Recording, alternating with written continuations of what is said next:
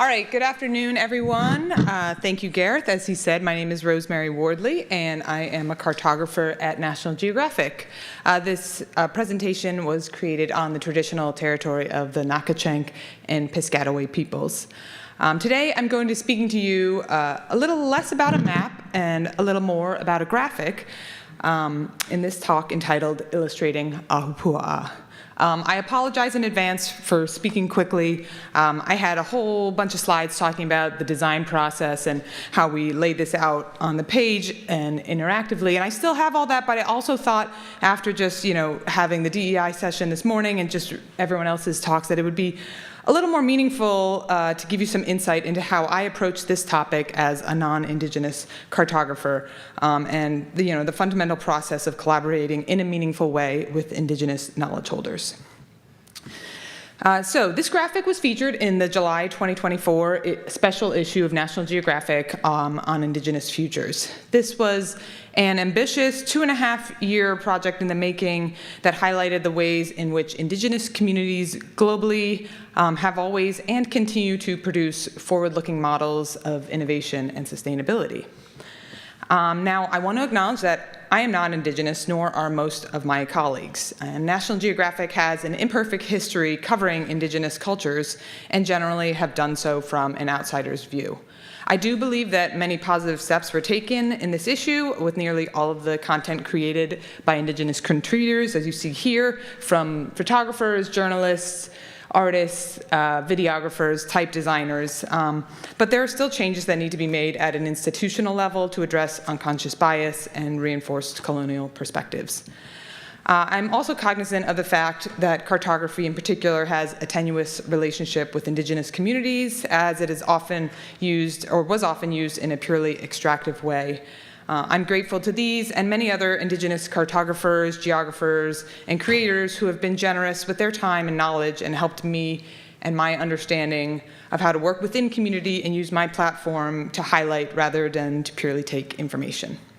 And so today, I'm hoping that this talk to share with you some of the guidelines that I aim to follow throughout the process to amplify Indigenous knowledge and how the fundamentals of the Ahupua'a system can be applied to work in any field.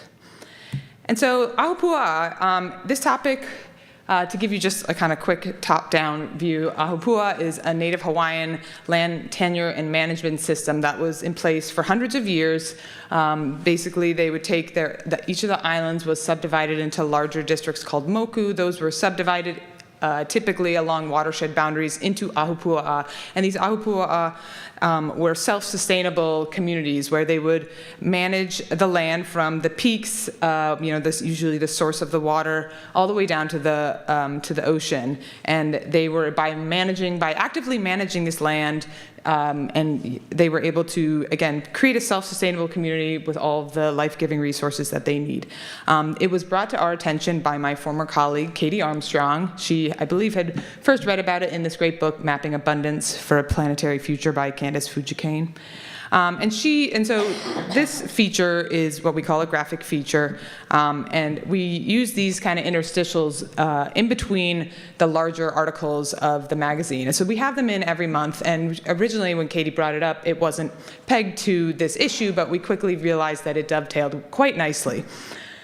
Due to circumstances, Katie wasn't able to continue leading the project, so it fell into my hands, and I was really honored to take it over from her. And so the first kind of fundamental guideline that I was following is, to put in what in the Ahupua'a system they called sweat equity. That's putting in the work, doing the work either within your community, not just talking about it. And to me, that kind of equates to the time and research that we put into these big projects from the beginning. I was fortunate enough to have my colleague create a 30-page research packet that included links to various articles, journal articles, other media articles, explainer videos, other illustrations, and things like that. And so I spent a lot of time at the beginning just putting in and learning about this topic and familiarizing myself with it. I started taking a lot of those visuals and dumping them into an Illustrator file just to kind of wrap my head around this. But before I get too far into that process, I harken back to a couple of notes that I've kind of have been my guiding lights for the last couple of years that I've gotten from fellow NACIS members.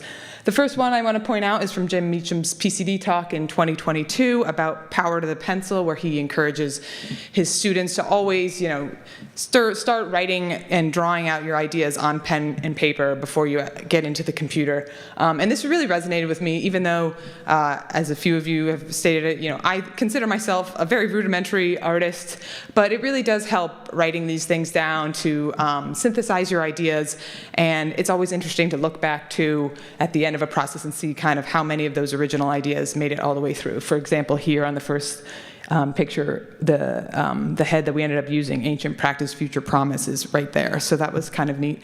And the second one that really was a guiding light for me is something that Clancy Wilmot said also in 2022 in one of her first talks about the work that she does with the Segurite Land Trust, which is that the map could not be computed. And that really speaks to me as somebody who came to cartography, first by learning GIS. I've always felt a little hamstrung in by the data has to be accurate, and, I found it a little hard to extrapolate out from there. And so having that cartographic and artistic license, especially for this project, was really freeing to me. So after going through all that research, a couple of people in one place really stood out. Those people were Kawika Winter and Leiwan, and that place was the Limahuli Valley on the island of Kauai. Kawika is the current director of the Haia National Estuarine Research Reserve. He's a former director of the Limahuli Garden and Preserve, and he's done an amazing amount of research on the Ahupua'a system. He calls it biocultural conservation, which is looking at traditional, customary, and cultural practices and interweaving them with common Western practices of conservation. So really a melding of the old and the new. He has modeled out where these Ahupua'a boundaries, well, actually, we know the Hawaii GIS has the boundaries. They're actually pretty well delineated, but he's done modeling to show where these different zones would be. He calls them socio-ecological zones, and to really and to point out how they function with one another. So this was great. Again, that GIS side of me was like, there's data in case we want to visualize it in this way. Leiwan is the current director of the Limahuli Garden and Preserve, and Limahuli, as I mentioned, this place is really unique because the valley itself, the footprint of this garden, which is part of the larger National Tropical Botanical Gardens, is actually the footprint of the Haena Ahupua'a. And Haena is unique because it's one of the only remaining Ahupua'a that's almost entirely intact. So the community there still manages and owns 92% of that original land. And I think I forgot to mention before, but the Ahupua'a system, it was in place for hundreds of years, and only really the demise of it came in the 19th and 20th century when private land ownership, the idea of private land ownership and the plantation economy came along with Western contact to Hawaii. Another really important thing about Lei is that she is actually a Kuleana descendant of this community, meaning that her family was one of the original families that lived there. And so she has all of that ancestral knowledge, and they were just so getting, I kind of identified these people as like, wow, these are the Indigenous knowledge holders that we would love to work with. At the same time, I was keeping an eye out for artists that we would not want to work with, because that was imperative for this, that we wanted to work with a Native Hawaiian artist. And I found this artist, Kaili Kalukukui, just by Googling, and I had found this beautiful example of a mural that he had done on a school in Honolulu. And it's cool because it's actually, in this mural, he's kind of showing some of the ideas that we were wanting to show about what an Ahupua'a of the future might look like, taking those tenets of this historic land management system and putting them into the future. And he, if you can see on there, he had integrated wind farms, vertical farming, solar panels, things like that. And when speaking with Kai, I learned he again is a Kanaka Maoli, a Native Hawaiianer, and so he grew up learning about Ahupua'a in his school, and having collaborating with somebody who has that real world knowledge is just priceless. So I talked with all of them. We had a meeting where, again, one of the big tenets that guidelines that I kept in the back of my mind was being respectful of Indigenous knowledge, but also, being open to the fact that this is not my knowledge, my culture, my story to tell. So ensuring that this is, the first question I asked them is this a good idea? Does this sound like a good conceit to you? Do you consent or approve of us sharing this knowledge in this way? And I was glad to hear that they were actually very excited to have it shown as a broader audience, and so that was really imperative. We started kind of talking about the ideas. I showed them some mock-ups that we had here, and just, these are me kind of just laying the images out on a 2-page spread. We started figuring out if we wanted it to be a more realistic view, this is a screenshot just from Google Earth, or if it's going to be kind of a diagrammatic look at how an ahupua'a might function.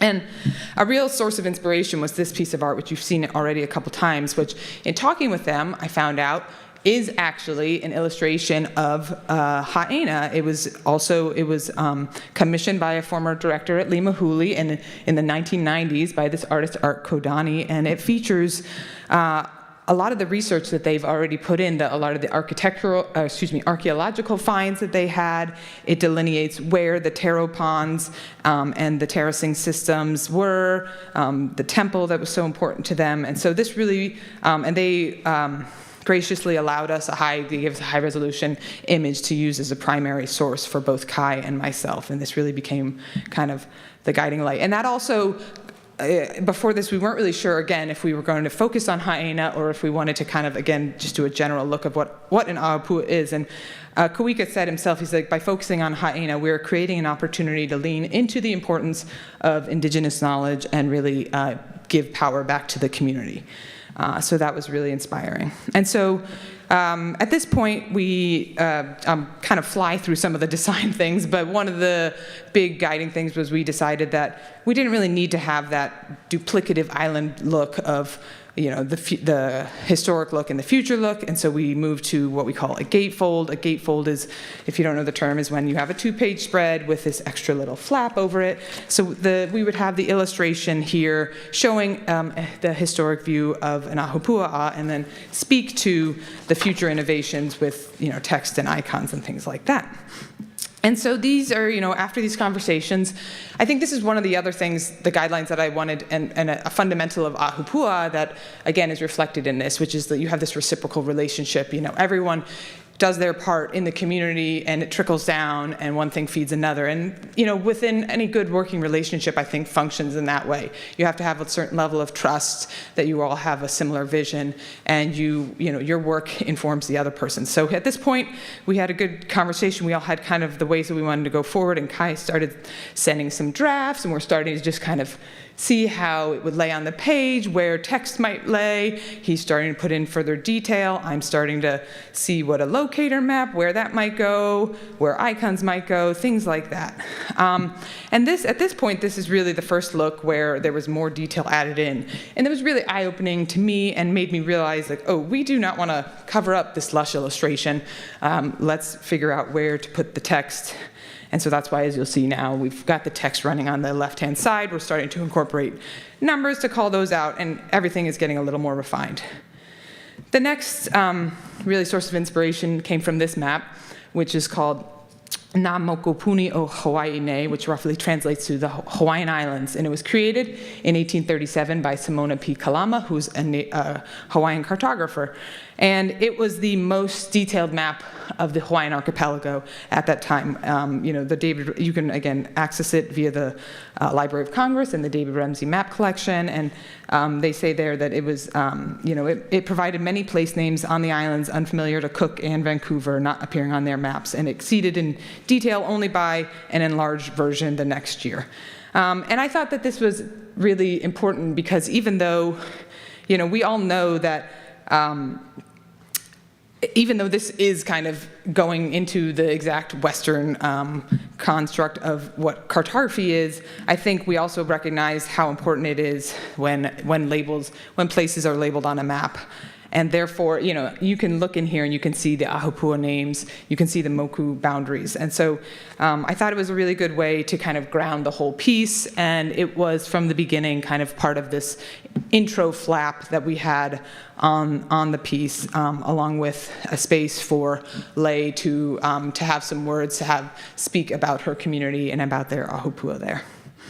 And the next really big moment of inspiration came here when Kai was kind of finishing up with the illustration, and I was like, oh, I really want to start adding some labels, but I'm not really sure what everything on here is. We'd had discussions, again, with Kawika and Lei about what actions and things to label, what native plant species to have.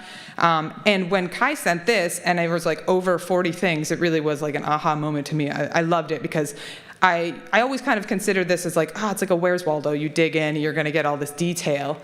And seeing all of these circled and labeled was really amazing. And it also really reinforced the importance of language. Kawika had mentioned to me at the beginning that this idea and just the knowledge about Ahupuaʻa is so tied in with the Hawaiian Renaissance of the 1970s, which is also, of course, tied in with the revival of the Hawaiian language. And so this was just another point where we recognized, like, we really want to center, we want to make sure that the Hawaiian words, the Hawaiian language is labeled first. And so again, this is just me kind of sliding through. You'll see the illustration is being worked on. The labels are being pushed around and moved around. We're trying to add as many labels with, again, the Hawaiian word first as possible. And that brings me to this other point about another large tenet is respecting Indigenous knowledge, being aware of internal bias. We were trying to label the large peak on visible, and we had labeled it Ho'oponopono, which was visible in the USGS. We didn't have a lot of sources that were labeling a lot of these features. Kawika had actually provided a few, but we were just, this is a typical place that we go to, especially in the United States, for physical names. And Kawika pointed out that actually it was misspelled, which is, I consulted a number of places, especially, and the spelling definitely varied a lot based on when products were made.